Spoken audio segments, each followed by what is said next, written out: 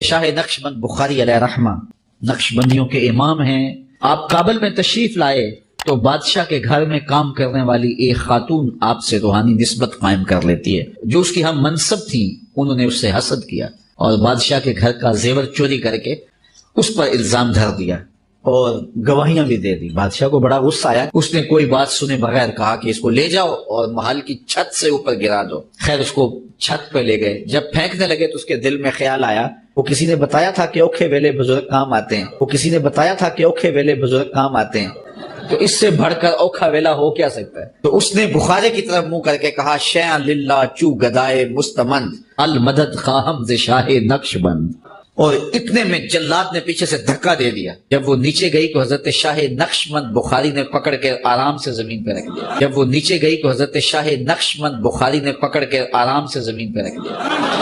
تو حیرت زدہ ہوگی، حضرت آپ کب آئے تھے؟ کہا تو آج چبارہ آمدی من آج بخارا آمدم، تو چبارے سے چل پڑی تھی، میں بخارے سے چل پڑا۔ بسم اللہ الرحمن الرحیم۔ السلام علیکم ورحمۃ اللہ وبرکاتہ۔ معزز سامعین، کلپ آپ نے سنا، یہ حضرت صاحب کیا فرما رہے ہیں کہ باؤل حق نقشبندی کے بارے میں شاید انہیں اس بات کا پتہ بھی نہ ہو جو ان پر یہ الزام لگایا جا رہا ہے، حالانکہ وہ تو قرآن کریم کی تعلیمات کو سمجھتے تھے، اور قرآن کریم میں سورۃ النور کی آیت ہے، اللہ رب العزت نے ارشاد فرمایا کہ آپ مومن مردوں سے کہہ دیجئے کہ اپنی نگاہوں کو نیچے رکھیں اور اپنی شرم گاہوں کی حفاظت کریں۔ تو یہ قرآن کریم کی آیت ہے، اور وہاں یہ کہہ رہے ہیں کہ وہ عورت منارہ سے چلی اور میں بخارا سے چلا، مطلب میں نے اسے کیچ کیا اور زمین پہ رکھ دیا۔ تو ہاتھ لگانا یہ ظلم عظیم ہے، کیونکہ وہ اس کے لیے غیر محرم ہے۔ اور ایک حدیث پاک کی کتاب میں بھی آتا ہے، رسول اللہ صلی اللہ علیہ وسلم نے ارشاد فرمایا کہ اگر کسی غیر محرم کو ہاتھ لگایا جائے تو ہاتھ لگانے سے پہلے نبی کریم صلی اللہ علیہ وسلم نے فرمایا کہ تیرے سر میں لوہے کی سوئی چبو دی جائے، تو اس قدر منع ہے۔ اور تیسری روایت مسلم اور بخاری کی ہے، نبی کریم صلی اللہ علیہ وسلم نے ارشاد فرمایا، حضرت عائشہ فرماتی ہیں کہ حضور علیہ الصلوۃ والسلام نے کسی عورت سے بیعت ایسے نہیں لی کہ جیسے صحابہ کرام رضوان اللہ تعالیٰ عنہم حضور کے ہاتھ پر بیعت کرتے تھے، کسی عورت کو آپ صلی اللہ علیہ وسلم نے کبھی ہاتھ نہیں لگایا، غیر محرم عورت کو۔ تو یہ بخاری مسلم کی بھی روایت ہے۔ اور یہاں پر یہ کیسے الزام لگا رہے ہیں کہ آپ اور میری سوچ بھی نہیں ہے، اس لیے کہ وہ جو بھی بزرگ ہیں وہ تو قرآن کریم کی تعلیمات کو سمجھتے تھے، وہ ایک اچھے زمانے میں پیدا ہوئے اور رسول اللہ صلی اللہ علیہ وسلم کی تعلیمات کو سمجھتے تھے۔ جب وہ تعلیمات کو سمجھتے تھے تو وہ کیسے اس تعلیم کے مخالف ہو سکتے ہیں؟ وہ کیسے نبی کریم صلی اللہ علیہ وسلم کی تعلیم کو چھوڑ سکتے ہیں؟ وہ کیسے قرآن کریم کے راستے کو چھوڑ سکتے ہیں؟ یہ محض ان کے الزام ہیں، اور صرف یہی کہ ان کی روح قبر میں بھی آج تڑپ رہی ہوگی کہ ان لوگوں نے ان کے بارے میں کیسے کیسے الزام لگائے، اور دنیا بڑے شوق سے سنتی ہے۔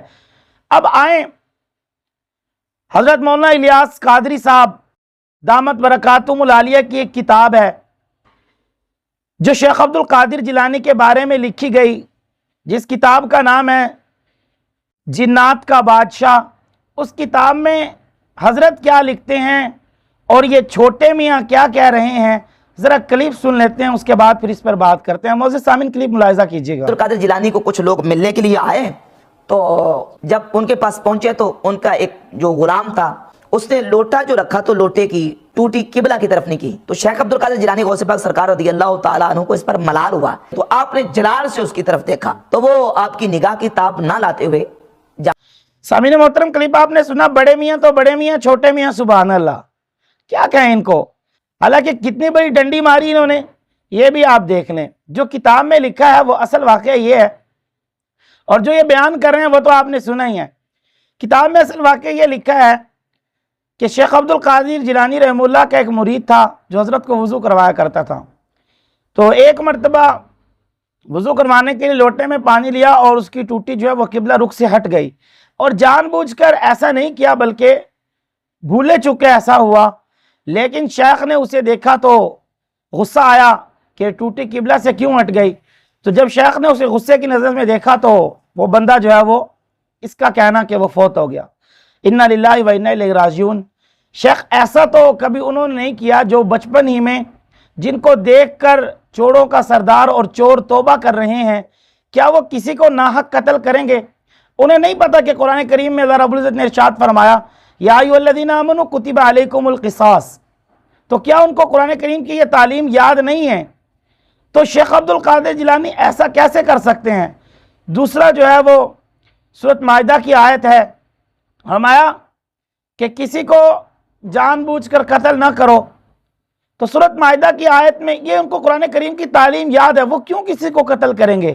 یہ محض اپنی بونگیاں ماری جا رہی ہیں اور ایک کہانیاں سنائی جا رہی ہیں، حالانکہ نبی کریم صلی اللہ علیہ وسلم کی حدیث مبارکہ میں بھی کسی کو ناحق قتل کرنے سے جو ہے وہ منع فرمایا گیا ہے۔ تو میرے معزز سامعین، یہ شیخ عبد القادر جیلانی پر بھی الزام ہے اور وہ دوسرے بزرگ پر بھی الزام ہے، یہ الزام ہی ہے۔